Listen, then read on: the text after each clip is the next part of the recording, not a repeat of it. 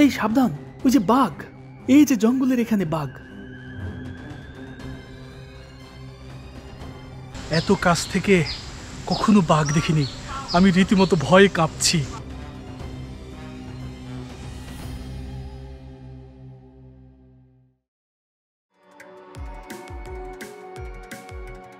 মালয়েশিয়ার রাজধানী কুয়ালালামপুর থেকে শুভেচ্ছা জানাচ্ছি আমি জুবায়ের আল মাহমুদ। দর্শক মণ্ডলী, আজ আমি আপনাদের নিয়ে যাচ্ছি মালয়েশিয়ার জাতীয় চিড়িয়াখানায়। শুনেছি সেখানে নাকি বাঘ, ভাল্লুক থেকে শুরু করে হাতি, হরিণ, বানর সব কিছুই উন্মুক্তভাবে ছেড়ে দেওয়া থাকে। আর এ কারণেই দেশ বিদেশ থেকে যারাই কুয়ালালামপুর ঘুরতে আসেন তারাই পরিবার পরিজন নিয়ে একবার হলেও ঢু মেরে আসেন সেখান থেকে।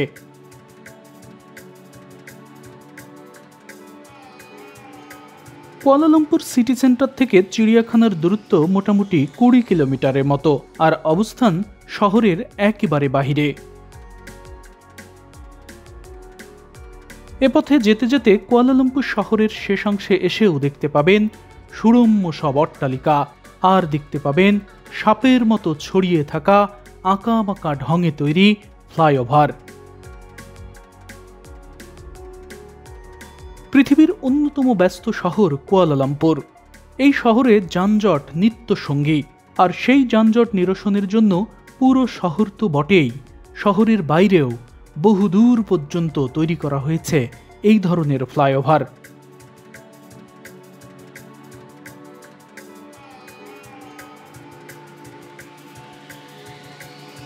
যেতে যেতে একটু দূরে চোখ পড়লেই দেখতে পাবেন চারপাশে ছড়িয়ে থাকা কিছু পাহাড় আর সবুজ প্রান্তর। কুয়ালালামপুর শহরের চারপাশ ঘিরেই রয়েছে এই ধরনের পাহাড়, আর এই পাহাড়গুলোর সাথেই প্রতিনিয়ত মেঘের ধাক্কা লাগার কারণে সপ্তাহে অন্তত 4 থেকে 5 দিনই বৃষ্টি হয় এখানে। ফলে এই শহরের রাস্তাঘাট সব সময় থাকে একেবারে ঝকঝকে। এর আগের একটি পর্বে আমি আপনাদের দেখিয়েছিলাম প্রায় 4 কোটি বছরের পুরনো এক রহস্যময় গুহা, যার নাম বাতু কেভস। চিড়িয়াখানা থেকে বাতু কেভসের দূরত্ব মাত্র 13 কিলোমিটার, অর্থাৎ আপনি চিড়িয়াখানায় সময় কাটিয়ে বাতু কেভসেও যেতে পারবেন, কিংবা বাতু কেভস ঘুরে ফেরার পথেও ঢু মারতে পারবেন চিড়িয়াখানায়।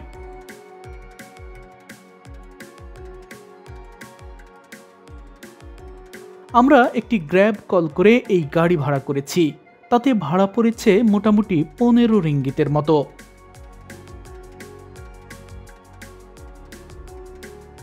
চলতে চলতে মোটামুটি 25 মিনিটের মধ্যেই আমরা পৌঁছে যাই মালয়েশিয়ার জাতীয় চিড়িয়াখানা এই জু নেগারায়।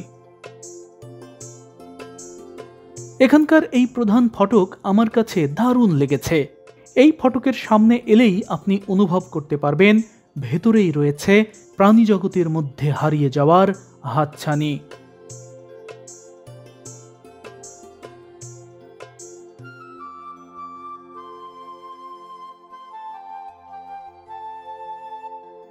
প্রধান ফটকের পাশে এখন যে অংশটি দেখতে পাচ্ছেন এটা টিকিট কাউন্টার।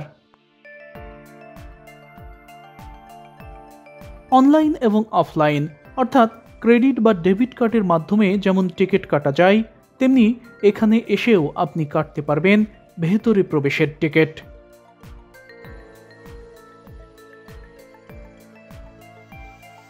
আমরা টিকিট কাটার পরে ভেতরে প্রবেশ করেছি। এখানকার টিকিটের মূল্য বেশ হাই, মানে একজন ফরেনার টুরিস্টের জন্য 93 রিঙ্গিত করে লেগেছে, অর্থাৎ আমরা দুজন প্রায় 186 রিঙ্গিত টিকিট ধরেছে।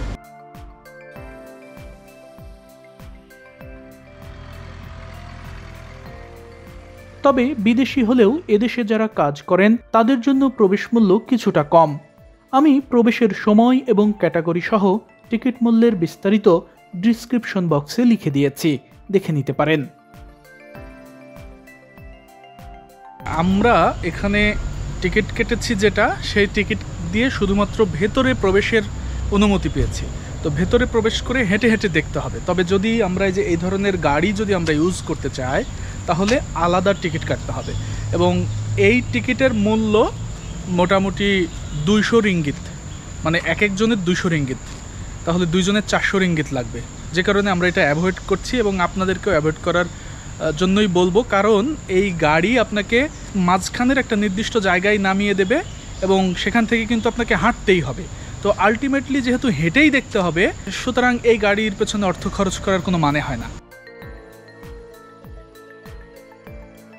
তবে সব কিছু ছাপিয়ে আমরা যখন পায়ে হেঁটে চারপাশটা ঘুরে দেখা শুরু করি, তখন সত্যি সত্যি মনে হচ্ছিল আমরা হয়তো আফ্রিকার কোনো সাফারি পার্কে চলে এসেছি।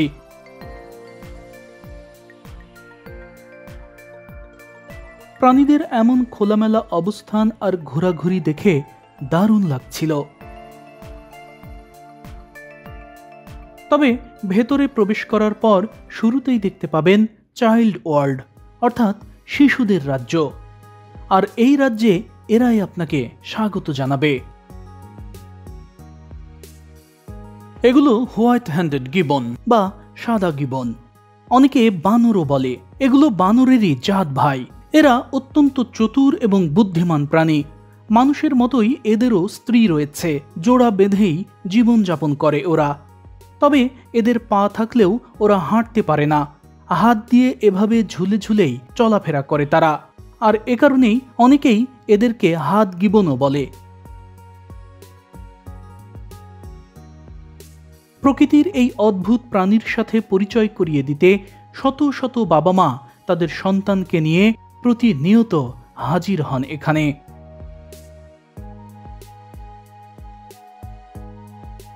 আসলে এগুলো বানর, যদিও মুখের আকৃতিটা একটু আলাদা, কোনোটা সাদা মুখের আকৃতি আমরা দেখতে পাচ্ছি, তবে বানর হিসেবে আমরা যেটা চিনি সাধারণত সেটাও আছে। ওই যে সেটা আছে সামনের খাঁচায়। আমি যখন এই বানরগুলোর দিকে ক্যামেরা তাক করে ওদের ডাকছিলাম, মনে হচ্ছিল ওরা যেন আমার কথা শুনেই চলে আসছিল ছবি তোলার জন্য। একে একে এসে সারিবদ্ধভাবে এক একজনে অবস্থান নেয়।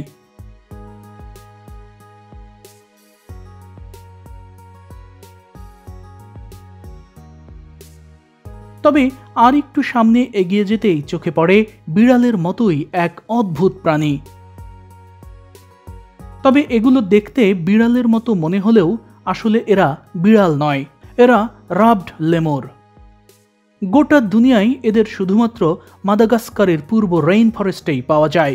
ব্ল্যাক এবং হোয়াইট দুই ধরনের রাবড লেমুরই রয়েছে এখানে। এরা খুবই বিপন্নপ্রায় প্রাণী।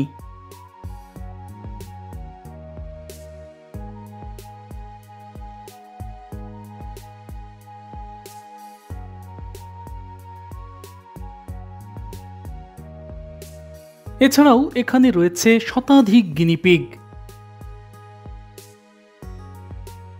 এরা এমন এক প্রাণী যাদের দাঁত ইঁদুরের মতোই আজীবন বড় হয়, আর এ কারণে এরা সব সময়ই কোনো না কোনো কিছু চিবুতেই থাকে যাতে দাঁত ক্ষয় হয়।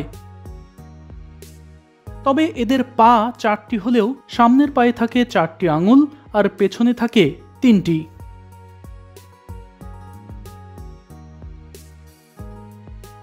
সজারুকে আমরা প্রায় সবাই চিনি, কিন্তু আমরা কি কখনো সজারুর বাচ্চা মানে একেবারে নবজাতক দেখেছি? হ্যাঁ দর্শক, এগুলোই সজারুর বাচ্চা। কদিন আগেই ওরা জন্ম নিয়েছে। খুবই আদরে ওদের বড় করা হচ্ছে এখানে।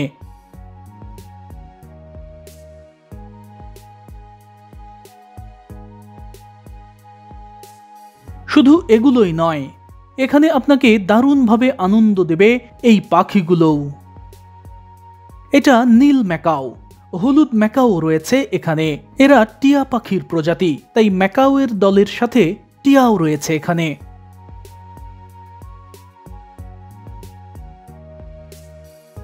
অধিকাংশ চিড়িয়াখানাগুলোতেই দেখা যায় যে এই ধরনের যে ম্যাকাও পাখিগুলো রয়েছে, রঙিন পাখি, এগুলোকে খাঁচায় বন্দি করে রাখা হয়, কিন্তু এখানে একেবারে উন্মুক্তভাবে ছেড়ে দেওয়া আছে। এই যে দেখতেই পাচ্ছেন, খুবই ভয় লাগছে যদি ঠোকা দেয়।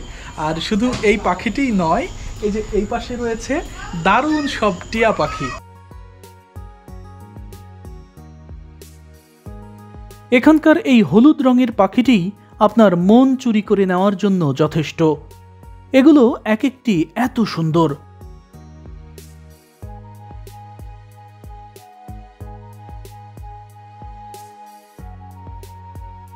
এছাড়াও এখানে রয়েছে নানা প্রজাতির শত শত খরগোশ।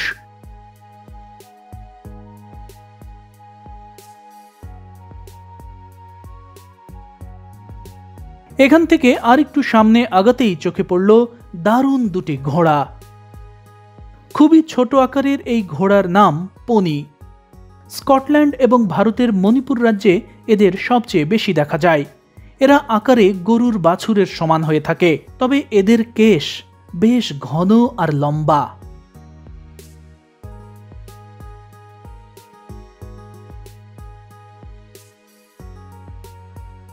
এছাড়াও এখানে উন্মুক্তভাবে রাখা হয়েছে নানা প্রজাতির কচ্ছপ। তবে এসব কচ্ছপকে আপনি কোনোভাবেই খাওয়াতে যাবেন না কিংবা খুব কাছেও যাবেন না, কেননা কাছে গেলে ওরা কামড় বসিয়ে দিতে পারে। মানুষের কামড়ের চাপ মোটামুটি 11 কেজির মতো, আর প্রাপ্তবয়স্ক এক একটি কচ্ছপের কামড়ের চাপ প্রায় 70 কেজি। কাজেই সাবধান।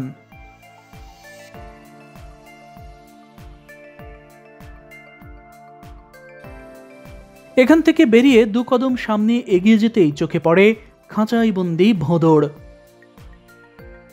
হ্যাঁ দর্শক, এগুলো ভোঁদড়। এরা পানিতে চলাফেরা করায় খুবই দক্ষ। আদিম যুগে মানুষ এই ভোঁদড় দিয়েই মাছ ধরত। এখনো বাংলাদেশের সুন্দরবন এবং হাওড় এলাকায় ভোঁদড় দিয়ে মাছ শিকার করতে দেখা যায়।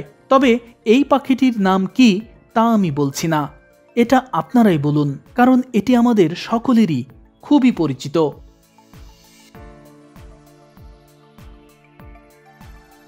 পাখির এই চত্বর থেকে 2 কদম সামনে এগুতেই আপনি পৌঁছে যাবেন মাছের রাজ্যে। কত ধরনের মাছ যে এখানে রয়েছে তা আপনি কখনোই গুণে শেষ করতে পারবেন না।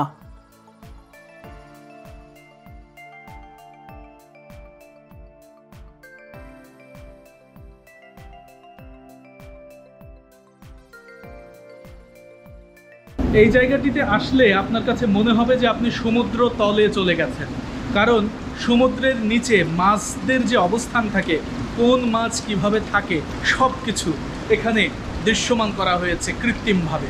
এটি একটি বিশাল আকারের অ্যাকুয়ারিয়াম এবং এখানে প্রায় আমার কাছে যতটুকু মনে হচ্ছে মাছের এক একটি আকৃতি দেখে 30-40 কেজি উপরেরও মাছ রয়েছে, বিশাল বড়। এটি ক্যামেরা দিয়ে আসলে পুরোটা আকৃতি বোঝানো খুবই মুশকিল, কিন্তু এক একটি মাছ, এমন মাছও রয়েছে যেটি আমার সমান। তবে শুধু এখানেই নয়, মাছের জন্য আলাদা একটি বিশাল আকারের ঘরই রয়েছে এখানে, যেখানে সমুদ্রের লোনা পানির মাছের পাশাপাশি রাখা হয়েছে নানা ধরনের মিঠা পানির মাছও।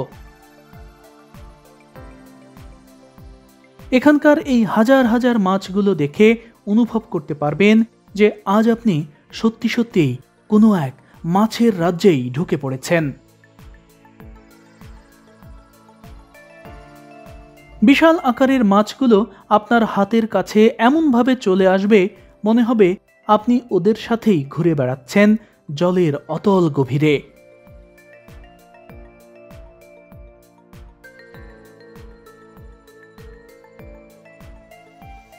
মাছ আর মাছ, মনে হচ্ছে আমি এখন সমুদ্রের নিচেই অবস্থান করছি। পানির নিচে মাছ কিভাবে থাকে সবটুকু দেখা যাচ্ছে এখান থেকে।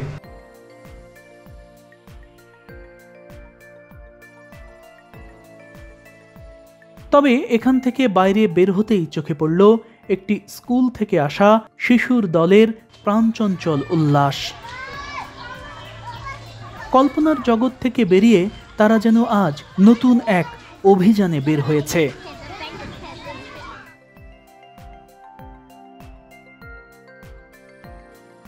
শিশুদের এই দল একটি বিড়াল দেখে প্রত্যেকেই বিড়ালের মতো করেই মিউ মিউ করে আওয়াজ তুলেছে।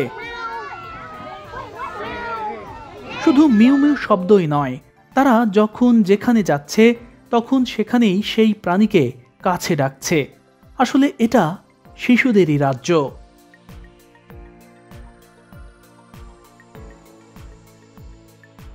বাচ্চাদের জগৎ থেকে বেরিয়ে সামনে কিছুটা এগিয়ে যাওয়ার পর আমার চোখে পড়ে ইন্ডিয়ান গাওর।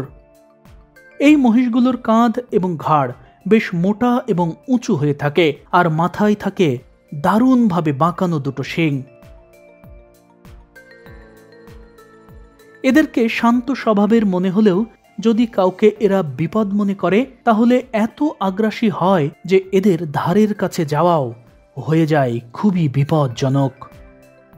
ভারতের কর্ণাটক, কেরালা, মহারাষ্ট্র, মধ্যপ্রদেশ এবং তামিলনাড়ু অঞ্চলে এই গাউরের সবচেয়ে আধিক্য রয়েছে।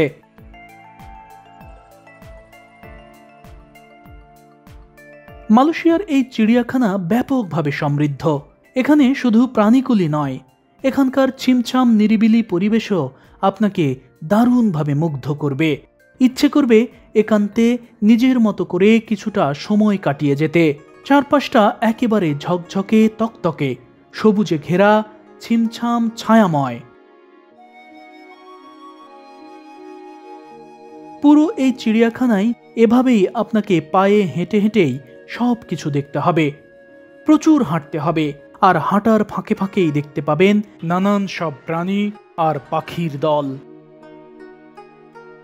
চিড়িয়াখানা সাধারণত অনেক বড় এরিয়া নিয়েই হয়, এটিও তার ব্যতিক্রম নয়। তবে এই দীর্ঘ পথ পায়ে হেঁটে ঘুরতে ঘুরতে হাঁপিয়ে গেলেও কোনো সমস্যা নেই, কারণ এখানে পর্যাপ্ত বসার জায়গা রয়েছে। দেখতেই পাচ্ছেন মাঝে মাঝেই বসার জায়গা দেওয়া হয়েছে। এছাড়াও এখানে খাবার দাবারেরও ব্যবস্থা রয়েছে, অর্থাৎ রেস্টুরেন্টের ব্যবস্থাও রয়েছে। শুধু প্রাণী নয়, এখানকার এই নিরিবিলি পরিবেশ আর ফুল লতাপাতার বাহারও মন ভরিয়ে দেবে যে কারো। তবে এখানে ভুল করেও কেউ ধূমপান করবেন না। এখানে ধূমপানের শাস্তি আপনার কল্পনারও বাইরে। ধূমপানের শাস্তি এখানে কত বেশি আপনাদের কি ধারণা আছে বলেন তো, যে ধূমপান করলে কত শাস্তি হতে পারে? এই যে দেখুন, এখানে স্পষ্ট লেখা রয়েছে, আমি আপনাদের দেখাচ্ছি যে এখানে যদি আপনি ধূমপান করেন তাহলে আপনাকে গুনতে হবে 10,000 রিঙ্গিত জরিমানা। 10,000 রিঙ্গিত মানে প্রায় বাংলাদেশি টাকায় 3 লক্ষ টাকা, শুধু যদি আপনি ধূমপান করেন। এবং শুধু জরিমানাই নয়, আপনার শাস্তি হতে পারে আরও 2 বছরের জেল। এখান থেকে 2 কদম সামনে এগুতেই আমি পৌঁছে যাই ভাল্লুকের রাজ্যে। ভাল্লুকটিকে এভাবে শুয়ে থাকতে দেখে আমারই মন খারাপ হয়ে গেছে। বেচারা একা একা এত মন খারাপ করে শুয়ে আছে, এটি আসলে আমার নিজেরই মন খারাপ হয়ে গেছে। দেখুন, সঙ্গী সাথীহীন একটি ভাল্লুক এখানে শুয়ে আছে। তবে এখানে যারা আপনারা আসবেন তারা অবশ্যই একটা বিষয় খেয়াল রাখবেন, যে এই ভাল্লুকটির নিরাপত্তার জন্য বা ভাল্লুক বাইরে যাতে চলে আসতে না পারে সেজন্য এই চারপাশেই বিদ্যুতের তার দেয়া আছে এখানে, এবং লেখা আছে যে হাই ভোল্টেজ। কাজেই ভাল্লুকের কাছে আসলে বা যে কোনো প্রাণীর কাছে আসলেই অবশ্যই এই বিষয়গুলো মাথায় রাখবেন। তবে ভাল্লুকের চত্বর এখানে যে শুধু এই একটিই আছে বিষয়টি তা নয়, এখানে আরও বেশ কয়েকটি জায়গায় রাখা হয়েছে ভাল্লুক।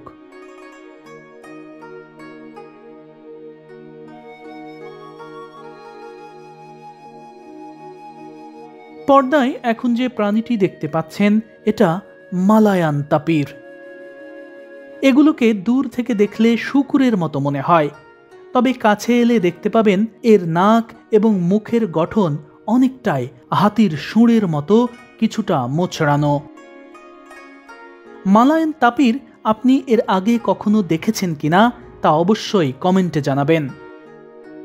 অদ্ভুত এই প্রাণীর পাশেই রয়েছে ক্যাঙ্গারু চত্বর। ক্যাঙ্গারু আমার ছোটবেলা থেকেই ভীষণ পছন্দের প্রাণী। বিশেষ করে ওরা পেটের মধ্যে করে যেভাবে তাদের বাচ্চা বহন করে তা আমার কাছে বরাবরই অবাক লাগে। আর লাফিয়ে লাফিয়ে ছুটে চলার বিষয়টি তো রয়েছেই। ক্যাঙ্গারু অস্ট্রেলিয়ার জাতীয় পশু।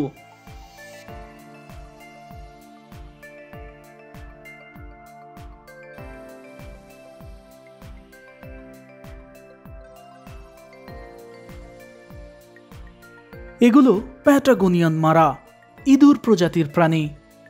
এত বড় ইঁদুর জীবনে এই প্রথম দেখলাম। এরা মাটি খুঁড়ে গর্তে বসবাস করে। অদ্ভুত এই প্রাণীগুলোকে শুধুমাত্র আর্জেন্টিনার পাটাগোনিয়া অঞ্চলেই প্রাকৃতিকভাবে জন্মাতে দেখা যায়। এছাড়াও এখানে রয়েছে ব্ল্যাক প্যান্থার। এরা চিতা জাতীয় প্রাণী, তবে এখানকার এই কালো চিতা আরাম করে ঘুমিয়ে রয়েছে, তাই তাকে খুব ভালোভাবে দেখতে পেলাম না। এখান থেকে বের হয়ে সামনে এগিয়ে যেতেই আমি পৌঁছে যাই হাতির আঙিনায়। তবে হাতি দেখানোর আগে আপনাদের দারুণ এক প্রাণী দেখাতে চাই।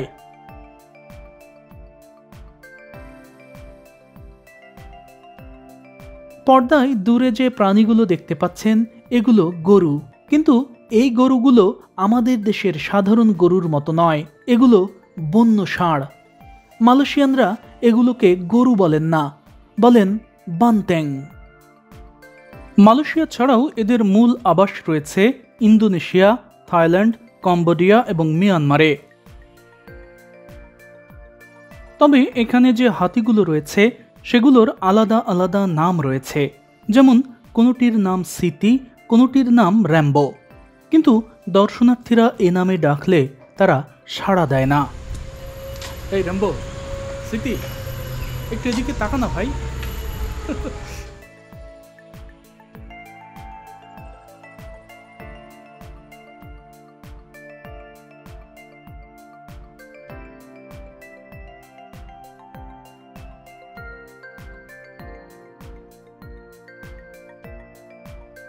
পর্দায় এখন যে প্রাণী দুটি দেখতে পাচ্ছেন এগুলো পুমা।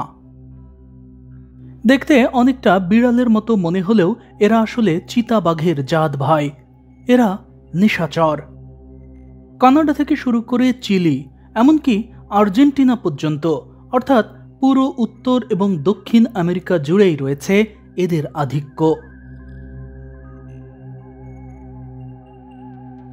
শুধু পুমাই নয়, এখানে বন বিড়ালও রয়েছে। বিড়াল হলেও এরা বাঘেরই প্রজাতি, এদেরও থাবা রয়েছে।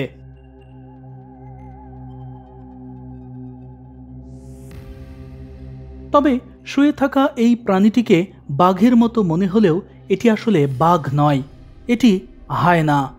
পৃথিবীর সবচেয়ে সংগঠিত এবং দক্ষ শিকারী এরাই। এদের দেখে বনের বাঘও ভয় করে। এদের এক একটি দলে সর্বনিম্ন 10 থেকে সর্বোচ্চ 70টি পর্যন্ত হায়না থাকে। এরা খুবই হিংস্র।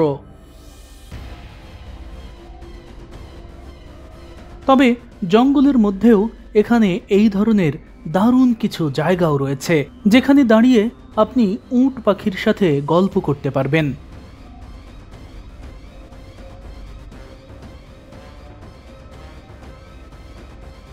হ্যাঁ দর্শক, এগুলোই উট পাখি। এরাই পৃথিবীর সবচেয়ে বড় পাখি। তবে এরা উড়তে পারে না। উড়তে না পারা পাখিদের মধ্যে এরাই সবচেয়ে দ্রুতগামী। প্রতি ঘন্টায় প্রায় 70 কিলোমিটার বেগে এরা দৌড়াতে পারে।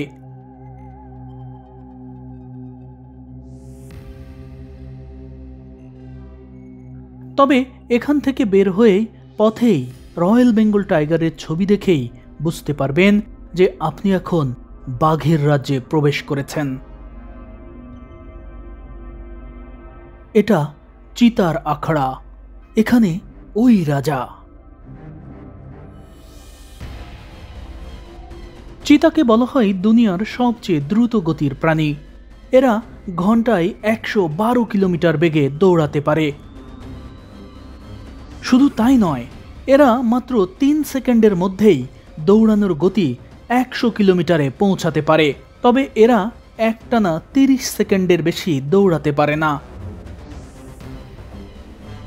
এই যে ঝোপটি দেখতে পাচ্ছেন, এখানেই রয়েছে বাঘ, টাইগার। এত কাছ থেকে কখনো বাঘ দেখিনি, আমি রীতিমতো ভয়ে কাঁপছি। এখানে চিকন একটি তারের বেড়া রয়েছে। তো বাঘের যে শক্তি, সেই শক্তির কাছে কি এই তারের বেড়াটি যথেষ্ট সেটা আমি জানি না। এই যে বাঘ দেখতে পাচ্ছেন, এইটা বাঘ। হ্যাঁ দর্শক, জীবনে কোনোদিন এত কাছ থেকে আমি বাঘ দেখিনি। বাঘের এত কাছে যাওয়া ঠিক হয়েছে কিনা তা আমি জানি না, তবে এখানে এই চিকন তারের একটি বেড়া ছাড়া আর কোনোই প্রোটেকশন নেই।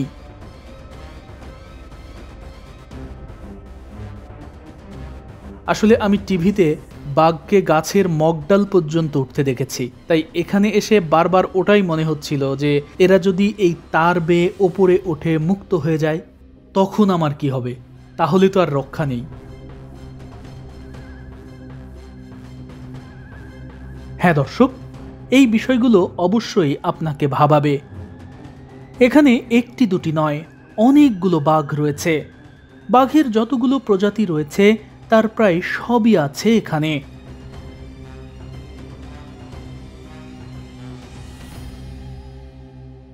বাঘ আর বাঘিনীর মধ্যে ঝগড়া হয়েছে, যে কারণে একজন ওই প্রান্তে আর একজন এই প্রান্তে শুয়ে আছে, কিন্তু দুজনেরই মন খারাপ। বাঘের যে গর্জন সেটি একেবারেই নেই, মনে হচ্ছে যে মন খারাপ করে, সঙ্গীর জন্য মন খারাপ করেই হয়তো এভাবে শুয়ে আছে।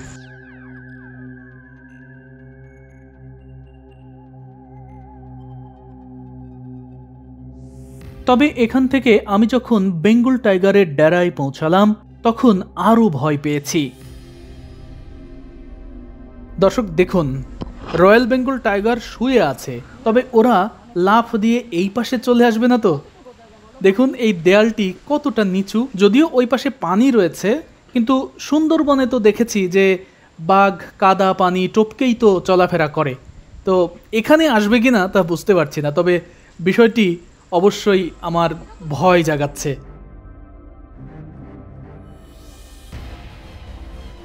আসলেই তাই। তবে এখানে আরও কাছ থেকে বাঘ দেখার জন্য কাঁচের দেয়ালে মোড়ানো একটি বিশেষ ঘর রয়েছে, যেখান থেকে খুবই কাছ থেকে দেখা যায় আমাদের দেশীয় প্রজাতির এই রয়্যাল বেঙ্গল টাইগার।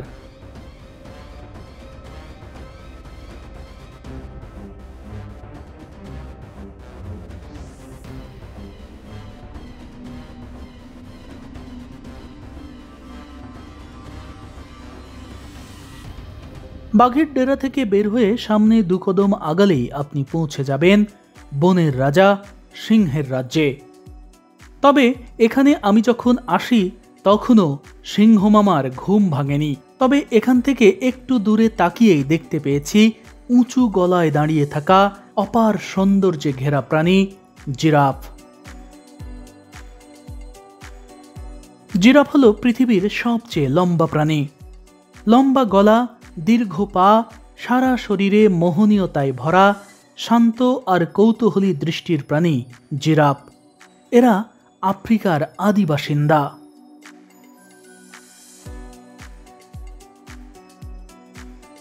এছাড়াও এখানে কত ধরনের হরিণ যে রয়েছে তা আপনি হয়তো গুণেও শেষ করতে পারবেন না।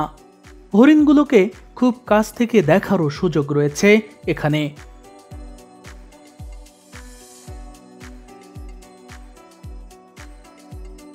হরিণ ছাড়াও রয়েছে এক রক্ষা প্রাণী গন্ডার, রয়েছে জলের রাজা কুমির, আর রয়েছে ভয়ডরহীন জলহস্তি।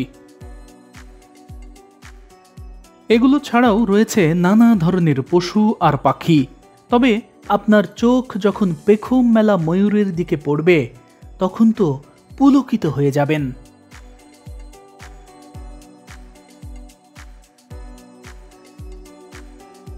আমি যখন এখানে এসেছি মনে হয়েছে ওরা আমাকে দেখেই যেন পেখম মেলতে শুরু করেছে।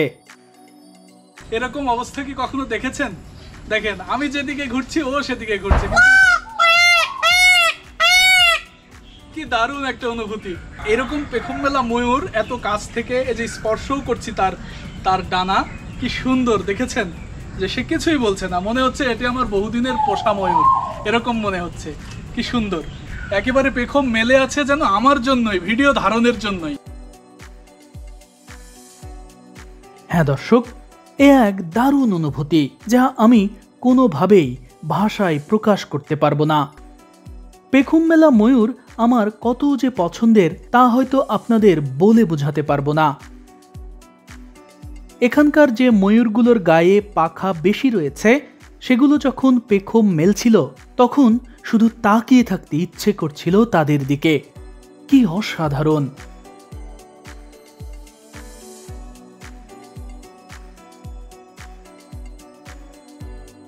আর এভাবেই শেষ হয়ে যায় মালয়েশিয়ার জাতীয় চিড়িয়াখানায় কাটানো দারুণ একটি দিন।